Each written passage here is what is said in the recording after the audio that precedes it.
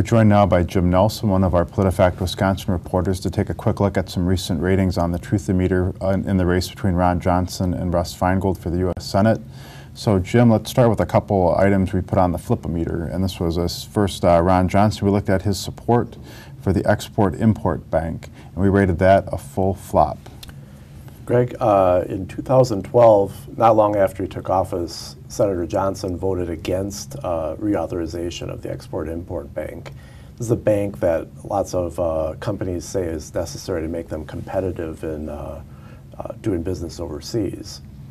Last summer, he changed his mind, and he said that there have been enough reforms and so forth with that bank, with that organization, that he is now in favor of it, and he voted to reauthorize. So that's a complete reversal for him on that position. And just to remind our viewers, what the flipometer measures isn't if this is a good policy or good politics for a politician to make a change. It's just whether they've been consistent on an issue, which leads us to our next one, which is Russ Feingold, who back in his first campaign in 1992, and for most subsequent campaigns, that he would not take more than 50% of his contributions from out of state, that 50% or more would be from in-state, and we rated his view here as a full flop. So what was the change by Russ Feingold? Well, you recall when he first ran, Senator Feingold, or then candidate Feingold, painted on his garage door all these pledges and so forth, among them that he would only take the majority of his contributions from in-state. Times changed since 1992, and the McCain-Feingold Act has been changed. The Citizens United ruling took place. Lots of money is poured into these campaigns, and Senator Feingold, his first report for his campaign this time around, his report says that more than half are from out of state.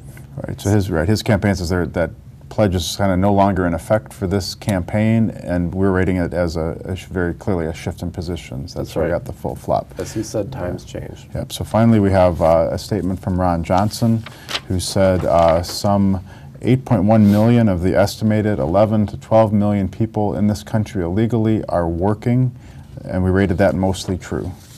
Yeah, this is an interesting statement because there is concern about all these millions of people who are here.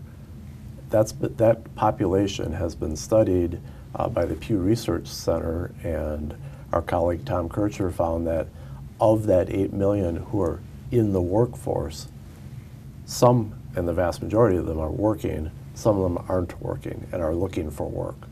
So in this case, Senator Johnson was right on the statement, but there was some information lacking, which got him to mostly true. All right. Well, those are some of the recent ratings in the Senate race. There'll be many more to come as we move forward into 2016. You can find these ratings and more at PolitiFactWisconsin.com. Thanks, Jim.